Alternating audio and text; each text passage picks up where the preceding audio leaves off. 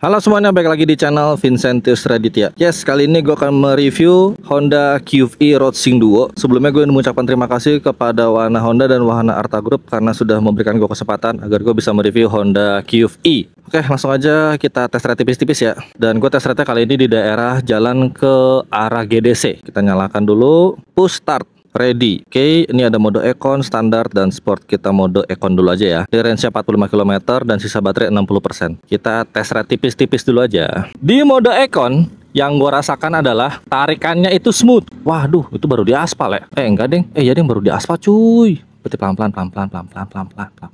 Oke, kita masuk ke jalan utama deh. Oke, kosong belakang, jangan lupa ngesen. Yang gue rasakan untuk riding position, menurut gue ini cukup enak ya. Jarak dari dengkul ke depan itu sangat-sangat jauh, bahkan bisa dibilang cukup jauh. Cuman minusnya di daerah kaki, daerah pijakan kaki itu agak minimalis ya. Jadi tidak terlalu banyak pergerakan. Dan untuk visibilitas spion, gue sangat suka karena spionnya ini dia model tangkai ke bawahnya tuh pendek, tapi tangkai keluarnya tuh dia cukup lebar. Sehingga gue untuk melihat ke arah belakang tuh sangat-sangat enak. Yang artinya adalah gue tidak perlu menengok cukup banyak untuk melihat ke arah belakang. Cukup melirik aja seperti ini, dia sudah bisa terlihat dengan cukup jelas ke arah belakang. Untuk bantingan suspensi, nah ini pas banget di depan ada speed bump.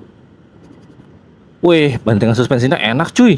Ini bantingan suspensinya cukup enak loh. Tidak terlalu mengocok perut, bahkan cenderung cukup soft. Kalau di mode Econ, kita mau buka gas segede apapun ya segini-segini aja. Naiknya lambat lah, 50, 52, 53, 54. Jadi naiknya cukup pelan lah. Desainnya tuh sangat-sangat minimalis teman-teman, kecil banget bahkan. Ini kan posisi ready. Kalau kita turunin standar, dia ada bacaan stand down. Nah, kita naikin, push start. Kita coba dulu view-nya nih, biar kalian nggak penasaran kayak gimana sih angle-nya kalau kita naik Honda QFE. Yes, kurang lebih seperti ini angle-nya teman-teman kalau kita naik Honda QFE. Kecil ya. Kecil banget cuy. Tapi kurang lebih angle-nya seperti inilah kalau kita lagi berkendara pakai Honda QFE. Di jalan yang bergelombang, bantingan suspensinya bisa meredam dengan cukup baik.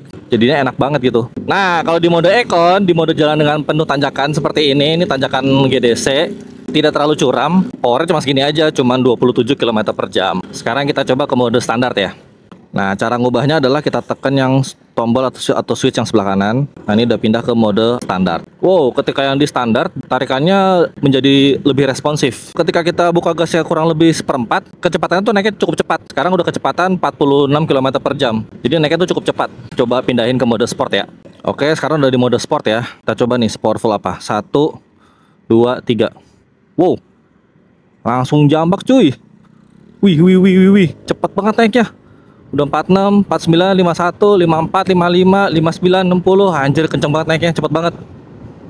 Anjir, cepet banget naiknya. Gila, naiknya cepet banget. Tarikannya langsung responsif cuy. Langsung menjambak full. Mantep banget. Udah gitu bantingannya tuh enak banget. Bisa gue bilang bantingannya itu sedikit soft. Tidak soft banget tapi sedikit soft. Yang enaknya adalah jadi tidak terlalu limbung. Untuk klaksonnya coba kita dengar. Nah, klaksonnya standar khasnya Honda ya. Ciri khasnya Honda tuh seperti itu. Ih, sumpah enak banget. Buka gas dikit udah naik powernya. Ih, enak banget powernya. Radius putar. Ya, untuk radius putar mah segede gini teman-teman radius putarnya. Sangat mudah ya, sangat kecil.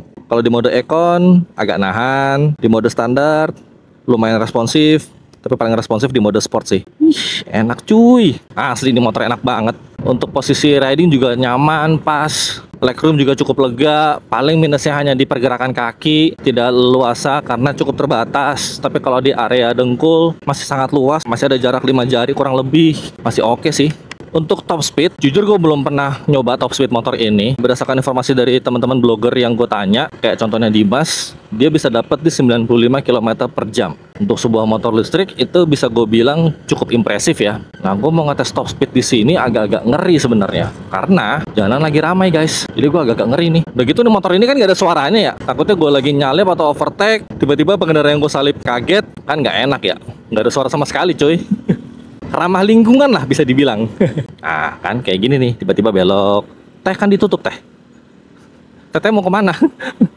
Masa itu barrier mau ditabrak? Wah, untuk pengeremannya juga cukup responsif. Ini enak nih pengeremannya. Responsif tapi lembut. Jadi ketika gue menekan handle rem dia tidak keras. Ini enak nih. Gue suka tipe-tipe sistem pengereman yang seperti ini. Responsif tapi tidak keras. Kita coba ke kiri dikit. Kita salip dikit. Kita ke kanan. Oke, mumpung kosong. Dapat berapa? 80. Oke, jalanan agak sedikit menurun. 85, 87, 88, 90. Nggak serem, serem, serem, serem.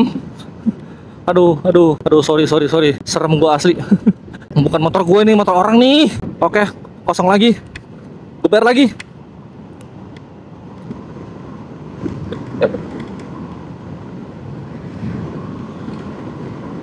Iya, ada motor mau masuk. Iya, asli enak banget motornya. Nggak bohong deh gue. Tiba-tiba udah 80 aja. Haha. Nah, nih, speed bump nih. Wih, stabil cuy. Coba agak nunduk dikit dah. Nggak ngaruh ya. Sih bisa nunduk gue. 80, 82, 83, 84, 85, 86. Coba nih, kita di kecepatan 50, kita tekan rem belakang ya. Wih, oke, rem belakangnya cukup pakem, responsif, tapi tidak keras. Oke, dapat jalanan yang rata. Kecepatan kita coba 47, 48, 49, 50. Kita rem depan. Oke, rem depannya halus, pakem, responsif, enak, tidak keras, bahkan cenderung cukup lembut ya. Oke, sekarang kita ke tahap kesimpulan. Kesimpulannya adalah Honda QV ini bisa menjadi salah satu line up motor listrik yang bisa menjadi pilihan buat teman-teman semua. Jika teman-teman pengen mencari motor ramah lingkungan, karena sudah pasti ramah lingkungannya karena ini adalah motor listrik. Yang kedua, ada 3 riding mode, Econ, Standard, dan Sport. Kalau di jalan-jalan yang cukup sepi seperti ini, yang tidak terlalu ramai, kalian bisa pakai mode Sport. Karena buat overtake itu cukup enak, tinggal buka gas dikit langsung nyalip. Bahkan bisa nyalip dengan mudah. Tapi kalau kalian lagi pengen metode santai, nggak terlalu ngebut, kalian pakai mode Standar aja atau mode Econ. Joknya juga cukup empuk, dia tidak terlalu keras, dan bisa menopang badan, itu cukup baik, tidak terlalu lebar tapi cukup baik. Harga, yes, memang motor ini dibanderol dengan harga start dari 53 juta kalau nggak salah, OTR Jakarta.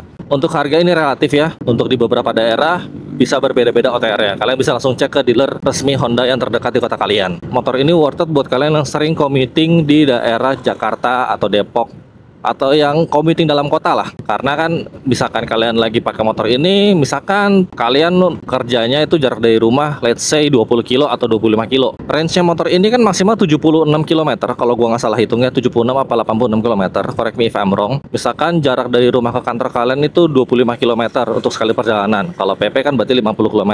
Nah, berarti kalian bisa pakai motor ini pagi berangkat kantor, terus pada saat pulang sampai rumah, kalian tinggal langsung cas baterai Honda QV kalian di rumah, dan itu pengecasan itu kurang lebih kalau nggak salah 6 jam. Jadi ini adalah alat untuk kita ngecharge baterai dari motor listrik Honda. Ini dijual terpisah guys ya, harganya kalau nggak salah kurang lebih 5 jutaan. Dan cara ngecasnya adalah, coba silakan Pak. Ini sampel aja nih pakai baterai Honda QV ya.